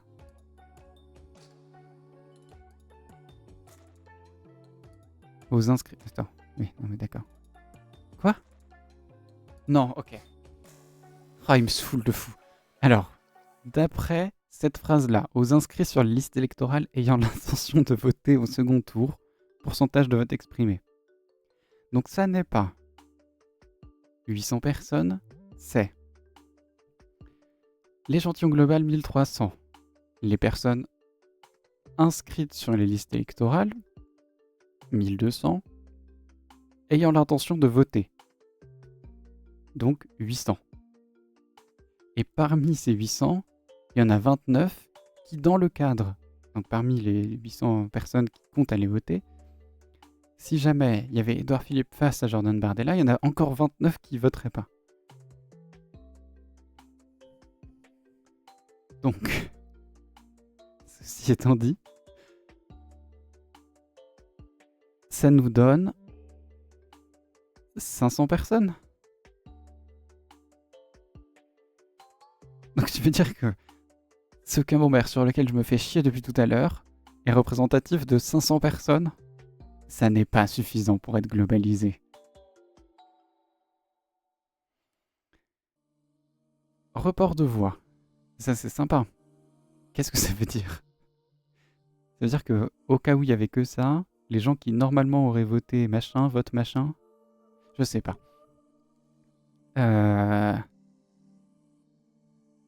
Sûrement. Là, c'est... Ok, non, second tour. Ok. Non, donc tout va bien. Donc si au premier tour, ils avaient voté Mélenchon, la plupart s'abstiennent. C'est un peu rigolo. Si au premier tour, ils avaient voté de gauche, la plupart s'abstiennent. S'ils avaient voté Glucksmann, Édouard Philippe, bon, ok. Encore une fois. Et alors ? Mais bon, on n'est plus à ça près. Oh ! Moi, j'ai une autre question.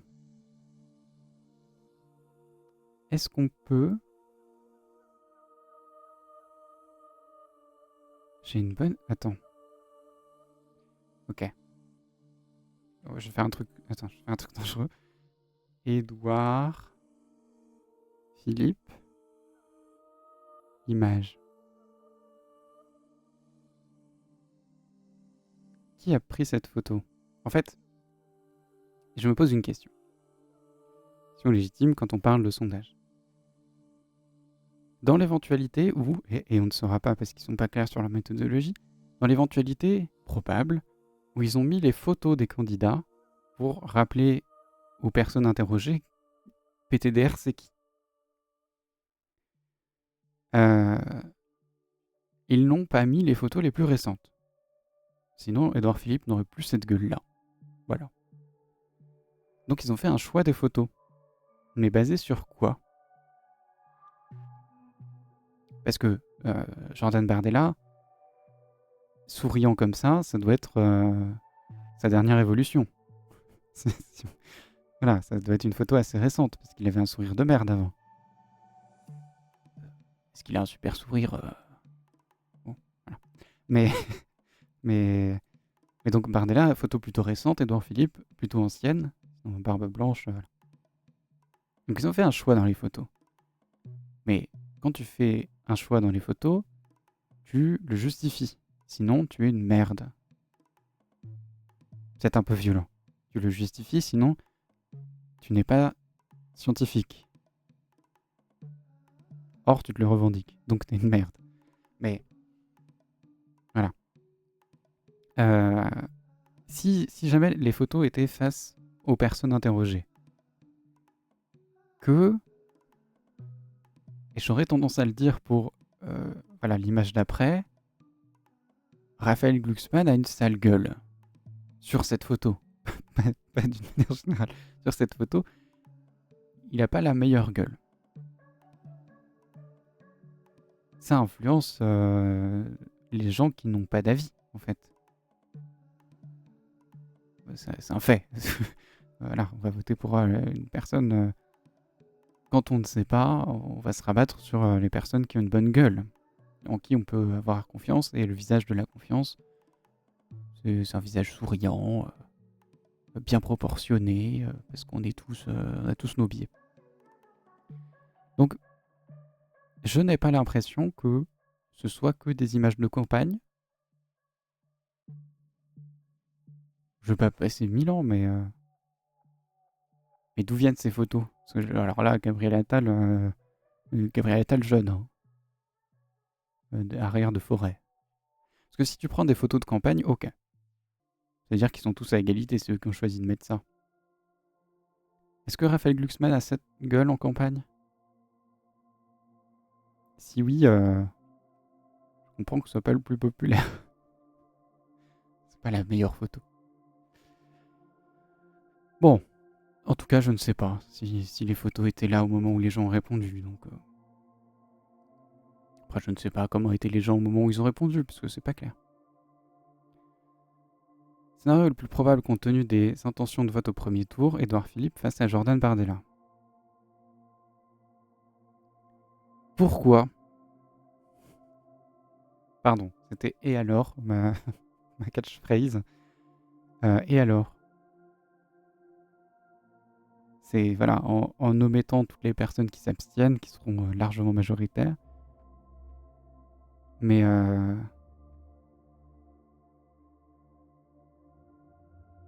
compte tenu des intentions de vote au premier tour.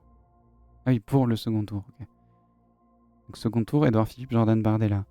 Mais en fait, si tu veux vraiment représenter la vie des Français, mais, alors, une donnée quantitative, comme tu l'as dit toi-même dans ta méthodologie, Odoxa, donnée quantitative, 47% face à 53%, c'est super.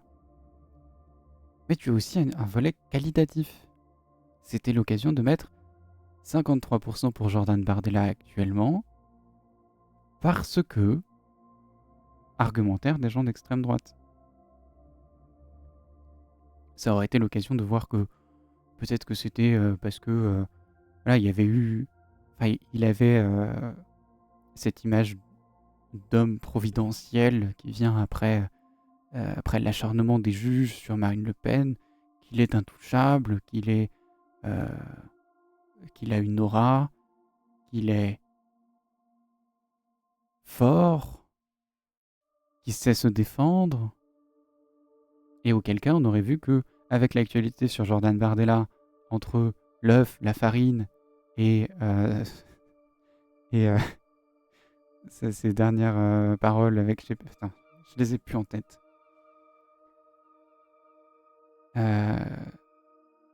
en tout cas ses dernières prises de parole qui n'étaient pas glorieuses, et ben peut-être que cet argumentaire-là, s'il était majoritaire, et ben il se serait effondré, et que par voie de conséquence, on pourrait s'attendre à ce que, bah voilà, ce soit moins élevé finalement.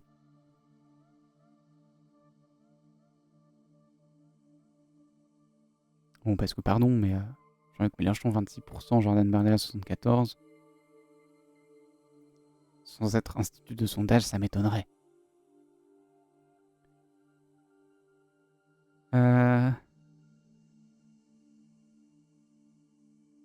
Scénario le moins probable mais possible compte tenu des intentions de vote au premier tour et des marges d'erreur. MDR. T'inquiète que mon estimation, c'est marge d'erreur 10 points. Mais en vrai, non, parce que c'est ce qui va forger le débat, c'est ce que je disais au début, donc c'est eux qui décident un peu. Volume mention belliqueuse de la Russie, pas de pic. Ok. Nuage de mots. Zuckman contre Zemmour, premier débat.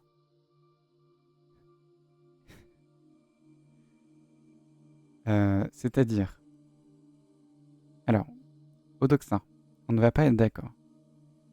C'est quoi? OMG, j'ai ma réponse. Mention des personnalités, tous médias digitaux confondus en France. Odoxa, je ne te crois pas. Je te le dis, c'est impossible.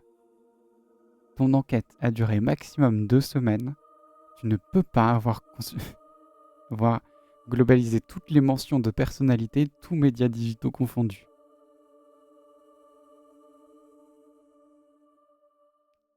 Non. Non. Pas tous médias digitaux, c'est fou. Tu sais que tout n'est pas disponible en ligne, Odoxa. Mets une liste exhaustive de tous les médias digitaux que tu considères. Ce sera certainement Twitter, Instagram, Snapchat. WhatsApp, c'est impossible parce que tu n'as pas accès à tout. Non, c'est fou de dire ça. Telegram, WhatsApp, Discord, tu ne l'as pas fait, c'est certain. Alors, voyons ce sublime petit nuage de mots, qui du coup n'a pas de questions, hein, cette fameuse analyse des médias. Nuage de mots, Glucksmann contre Zemmour, premier débat. Donc s'il devait y avoir... Non, je comprends pas. Ça veut dire quoi? Nuage de mots, Glucksmann contre Zemmour, premier débat. Élection présidentielle. Ok. Mais méta problématique. Non, une analyse de médias, ça se fait pas si facilement. Une analyse, ça nécessite une problématique. Et quand tu as une problématique pour construire quoi que ce soit, un argumentaire, un tableau, n'importe quelle infographie, n'importe quelle analyse, tu mets la problématique. C'est la base de la méthode scientifique. C'est comme ça que tu es transparent. Quand les gens savent comment tu as construit ton truc. Et nuage de mots, Glucksmann contre Zemmour, premier débat, n'est pas une problématique. Si ta problématique était quelles notions ressortiront dans le cadre d'un débat entre Glucksmann et Zemmour, ok. Mais alors déjà tu le notes, parce que sinon on peut se dire, est-ce que c'est, et c'est probable, quelles notions ressortiront sur les réseaux sociaux dans le cas de l'annonce d'un premier débat Glucksmann contre Zemmour? Ou alors est-ce que c'est l'attente des Français dans le cadre d'un débat Glucksmann et Zemmour? Bon, l'attente des Français sur un débat, ce sera élection présidentielle apparemment. En plus c'est con, un nuage de mots c'est quand même pas mal. Quand c'est bien fait. Sang-froid, Parti socialiste, place publique. C'est drôle que place publique soit là. Luxman contre Zemmour. Méthodologie. Quoi? Donc t'avais méthodologie, présentation de résultats, analyse, méthodologie. C'est original. Résonance sur les réseaux sociaux. Mascaré. Nous venons de Dentus Consulting. Mais pourquoi tu fous ta méthodologie là? Oh là là. Donc il n'y a peut-être pas que 4 lignes finalement. Est un cabinet de conseil en communication indépendant incarnant la convergence entre le métier du conseil et en stratégie d'entreprise et celui de la communication pour les dirigeants. Merde. En fait, ils sont pas du tout scientifiques. Les données. Il n'y a pas de statisticiens en fait. Conseil en communication. Conseil en stratégie d'entreprise. Communication. Les données sont consultées par Mascaret et son équipe spécialiste de l'analyse de l'opinion en ligne. Donc des gens de la communication. Les spécialistes de l'analyse, c'est des gens de la communication. Tu veux me faire exploser mon petit cœur, c'est ça? L'opinion en ligne à l'aide des conversations et propos tenus sur Internet. Internet! Tu vas me dire ce que c'est Internet. Ces analyses sont réalisées au moyen de Talkwalker, l'outil de veille pour suivre les conversations pertinentes. Les médias en ligne en temps réel. Allons voir. Page introuvable. Allez, va te faire foutre. Comment ça? J'étais content. Je me suis dit, ah, ils sont transparents, ils ont utilisé cette méthode-là. Lien, page introuvable.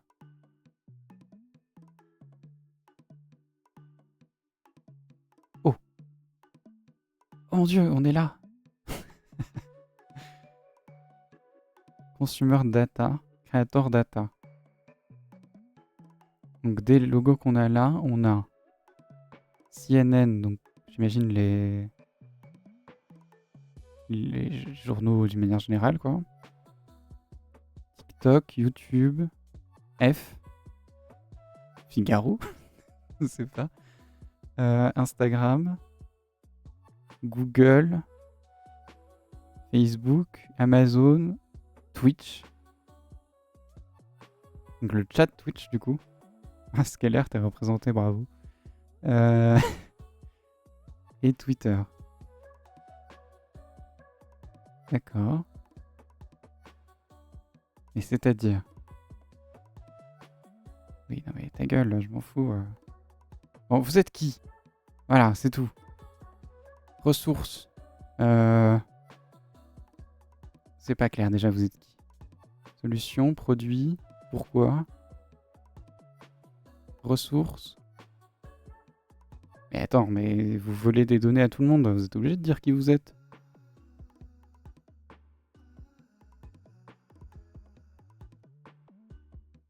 Non mais Attends. Donc ça, c'est les offres qu'ils proposent. Écoutez. Pour avoir une trace des mentions, du sentiment, avec de l'écoute sociale et des analyses des médias. Oh là là, oui, mais vous écoutez quels médias? Comment tu travailles? Non mais alors là, là tu vas te faire foutre. Comment vous travaillez? Pourquoi ne pas essayer une démo personnalisée? Ben non en fait. C'est pas comme ça que ça marche.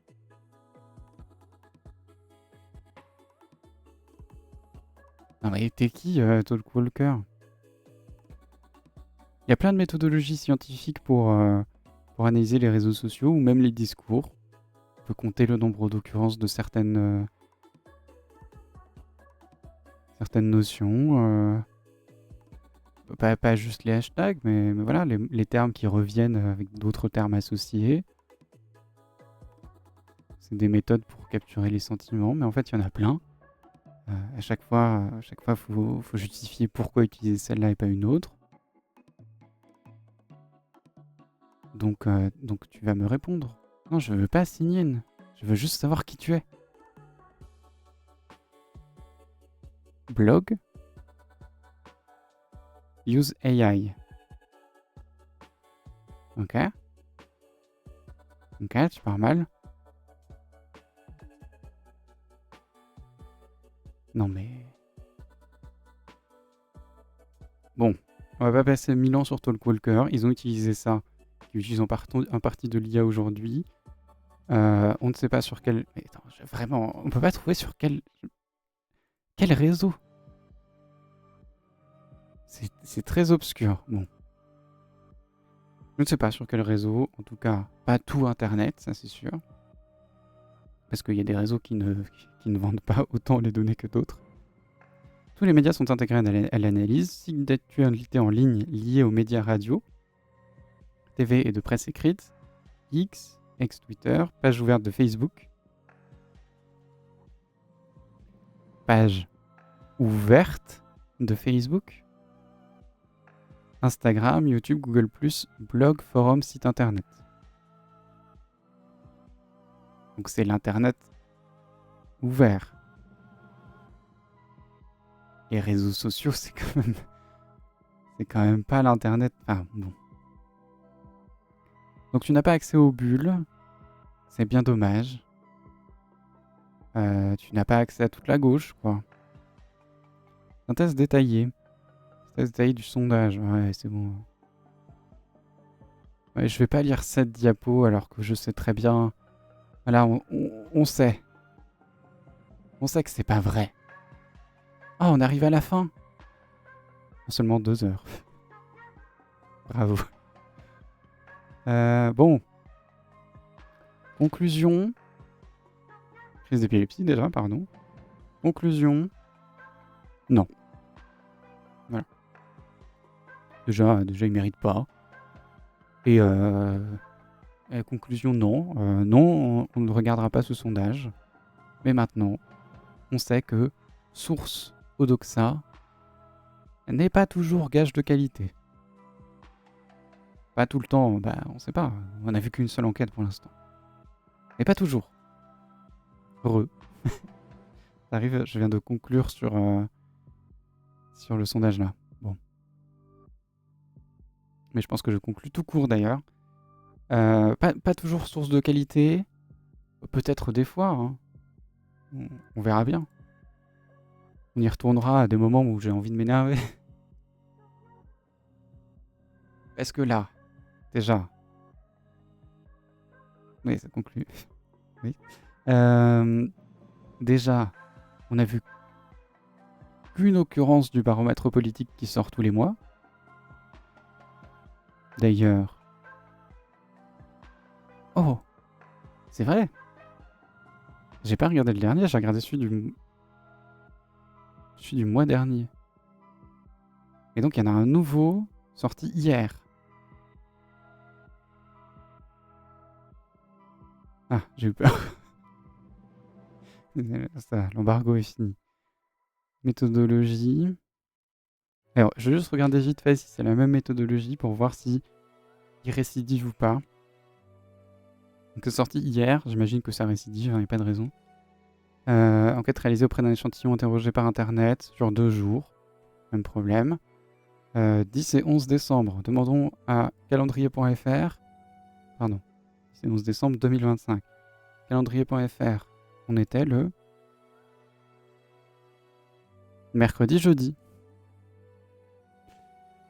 Voilà, même problème. Hein. En semaine, donc, on surreprésente les personnes qui ont du temps libre. Donc certains chefs d'entreprise, certaines formes de travail les plus précaires. Toujours payés, hein, donc certaines formes de travail les plus précaires encore une fois. Échantillon 1005 français. Ok.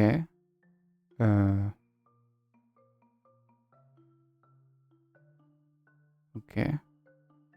Oh! Toute personne peut consulter la notice de ce sondage auprès de la commission des sondages. Et ben ça, Je le trouverai pas tout de suite, mais ce sera intéressant pour la prochaine fois.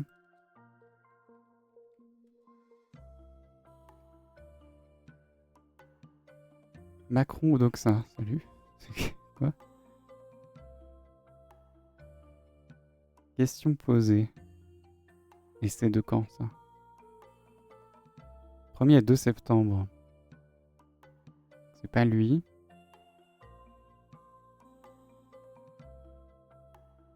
Le 20 avril. Non. Après, si on prend un truc récent, 1er et 2 septembre... Ouah, 2016, non, c'est pas récent. Faudrait que je trouve. Mais on peut avoir accès aux questions. Donc ça, ce sera pas mal. Enquête réalisée auprès d'un échantillon de Français interrogé par Internet. De toute façon, là, je vais pas passer 2 heures à étudier les questions. Mais ils méritent pas. Échantillon de 1005 Français, donc ils ont abandonné l'échantillon de 1300. Qu'est-ce que c'est? C'est que l'avis politique cette fois-ci, ils ne demandent pas pour qui vous voteriez. Mais c'est que sur la popularité en fait. Je m'en fous de la synthèse détaillée, je veux savoir les questions que tu as posées, bonhomme. Bon président, oui, c'est les mêmes résultats. Ok. C'est les mêmes questions. Les mêmes questions, mais du coup, il n'y a pas... Ah si, il surreprésente encore les sympathisants du Rassemblement National par rapport aux autres. Paramètres du rejet. On rejette plus... voilà. Vous, personnellement, vous intéressez-vous aux élections municipales qui auront lieu les 15 et 22 mars 2026? C'est beau! Ils ont posé la question que je voulais que l'IFOP pose. Bravo. 4 modalités, en plus, on est bien. Intérêt pour les élections municipales. Et ça va, hein, en termes de sondage. Éthique jugée prioritaire. Alors, encore une fois... non, j'ai même pas mis ça, mais en regardant le sondage de ce mois-ci qui est sorti hier, ça va en termes de questions, mais il y a exactement les mêmes problèmes à chaque fois sur les méthodes d'échantillonnage, donc les personnes interrogées.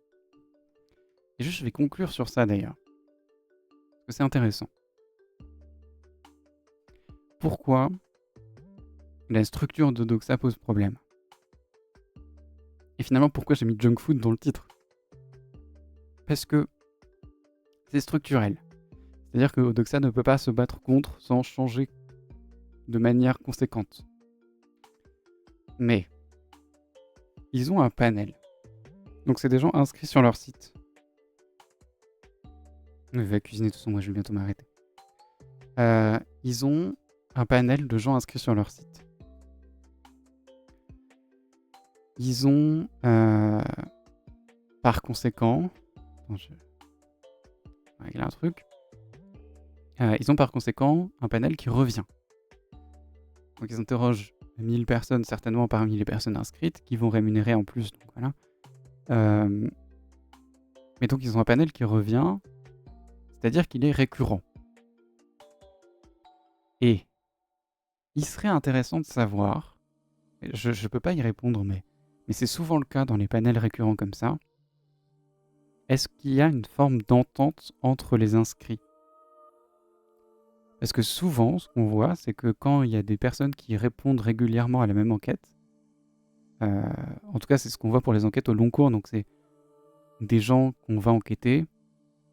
Est-ce que je peux donner un exemple? J'ai plein d'exemples sur les vieux, mais c'est pas très parlant. Enquête pratique culturelle, ils doivent certainement le faire, mais j'ai oublié. Bon. Mais quand on va voir une catégorie de population, on va voir un ensemble de personnes, et qu'on retourne la voir 6 mois plus tard, ce qu'on appelle des enquêtes sur le long cours, donc on voit une évolution, en général, quand on garde le même panel, ce qui se passe, c'est qu'ils discutent entre eux. Ce qui est normal. Ils font partie de la même enquête et ils ont le même vécu d'avoir été interrogés par un enquêteur. Ou un sondeur, en l'occurrence. Mais du coup, ils s'organisent, ils discutent entre eux, et c'est pas gênant dans le sens où, en général, on va demander une pratique, et ils vont rarement changer leur pratique par effet de groupe. Mais leur opinion, quand on a un panel de personnes, quand on a un groupe qui s'organise et qui discute entre eux, précisément, les opinions vont changer. C'est la base d'un effet de groupe. Alors, il y a plein d'effets de groupe, mais déjà, est-ce qu'il y a un leader dans leur groupe? Il y a toujours des leaders d'opinion. Et donc, s'ils s'organisent, d'autant plus si l'enquête est publique, ils savent que s'ils ont un groupe, en tout cas s'ils répondent régulièrement, ils savent que leur groupe est plutôt en faveur de l'extrême droite. Donc s'ils veulent communiquer avec eux, il faut qu'ils s'alignent sur cette valeur-là. Donc il faut qu'ils deviennent en faveur de l'extrême droite parce qu'ils sont sondés régulièrement par Odoxa. C'est un problème. Et c'est un problème contre lequel Odoxa peut pas se battre. Ils ont besoin de répondants. Alors ils pourraient se battre en excluant de leur base de données les personnes qui ont déjà été sondées au mois d'avant. Mais après, c'est pas facile à faire, mais ils sont payés pour ça quand même, donc ils pourraient. Je ne sais pas s'ils le font, mais je ne crois pas. Donc, si leur méthode de sondage favorise à ce que les sondés discutent entre eux, forcément, ça surreprésente l'extrême droite. Si la méthode des sondages sur 2 jours en semaine favorise les personnes les plus précaires qui travaillent le moins, qui ont un temps de travail plus flexible ou qui ont un contrat avec un temps de travail plus faible, mais aussi des rémunérations plus faibles, ça surreprésente la précarité et donc les votes d'extrême droite. Si Odoxa, de manière légitime, compense les personnes qui répondent au questionnaire, comme le dit leur président, de seulement quelques euros, eh ben, ça va attirer les personnes pour qui quelques euros, c'est beaucoup. Donc les plus précaires, donc ceux qui votent le plus pour l'extrême droite. Donc, et si en plus il le couple avec une analyse des réseaux sociaux, mais pas de tous, surtout des plus ouverts, donc ceux qu'on voit le plus, donc Twitter, par voie de conséquence, ou Facebook, là où il y a le plus de droite et d'extrême droite, bah ça surreprésente la droite et l'extrême droite. Odoxa, pas ouf. je vais pas diffamer non plus. Mais a priori, leur baromètre politique n'est pas fiable. Ce sera ma conclusion finalement. Donc je sais pas, on reverra Odoxa parce que j'irai m'intéresser à la façon avec laquelle ils auront posé leurs questions, qui pourra être une bonne ou une mauvaise surprise. Hein. On verra. Et je ne sais pas ce qu'on fera pendant le prochain stream du mercredi, parce que ce sera pas tout de suite. Voilà. La semaine prochaine, il n'y aura pas, parce qu'on est le 24 la semaine prochaine. Donc chaud. Alors pas de JDR cette semaine non plus, pas la semaine prochaine. Ou peut-être la semaine prochaine, je verrai. Mais en tout cas, on se reverra le 30 pour le stream du mercredi. Le 30, normalement, je serai là. C'est quasi sûr. Là, j'aurai pas le temps de préparer grand-chose, donc ça sera peut-être un petit stream. Mais le 30, je serai là. Puis après, l'année prochaine, on reprendra un rythme normal. Ah, je peux pas faire la blague à l'année prochaine, du coup, MDR. Tant mieux. Mais à plus, en tout cas. Et merci d'être fidèle, Scalaire. Et merci aux gens de YouTube et de la rediff. Au revoir, YouTube.